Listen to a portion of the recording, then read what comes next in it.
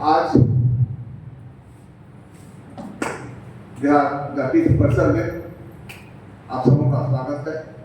विशेषकर ऐसे प्रशिक्षु जो पहली बार इस प्रेमिसेस में आ रहे हैं और हमारे साथ जुड़ रहे हैं। आप सिर्फ इस महाविद्यालय के साथ नहीं जुड़ रहे हैं, आप मूलतः महाविद्यालय के इतिहास के साथ, परंपराओं के साथ, महाविद्यालय का जो एक उद्भट एक ऊंचाई चिंतन में आ रहा है, उसके साथ भी आप जुड़ रहे हैं। मैं समझता हूँ आपको जानकारी दी गई होगी, फिर भी मैं थोड़ा दोहरा देता हूँ कि बिहार विद्यापीठ की स्थापना 1921 में हुई थी, 6 फरवरी, जब महात्मा गांधी ने इसका उद्घाटन किया था इसी परिसर में। और यह इसकी स्थापना भी एक विचित्र परिदृश्य में हुई थी। परिदृश्य किस अर्थ में, आपको स्मरण होगा, आपको सबने पढ़ाई की होगी।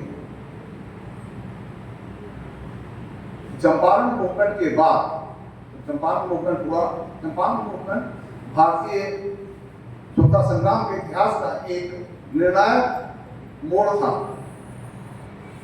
जबकि गांधी जी ने स्वतंत्रता संग्राम की दिशा ही बदल दी थी। उस समय में उन्होंने रियलाइज किया था कि केवल लड़ाई लड़ने से, केवल दिनगठिया मूवमेंट में सफलता मिलने से हम लोग को स्वतंत्रता नहीं आ सकती।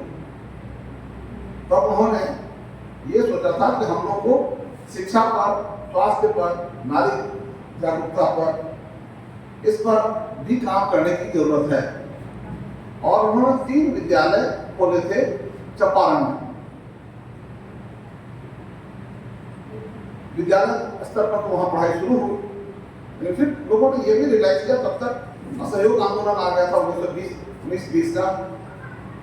नागपुर में जो अधिवेशन हुआ उसमें यह डिसाइड किया गया कांग्रेस के द्वारा कि हम लोग असहयोग आंदोलन प्रारंभ करेंगे, जिसमें सिर्फ शिक्षा ही का बहिष्कार, इसका बहिष्कार नहीं करेंगे, गुड्स का ही बहिष्कार नहीं करेंगे, हम लोग शिक्षा का भी बहिष्कार करेंगे।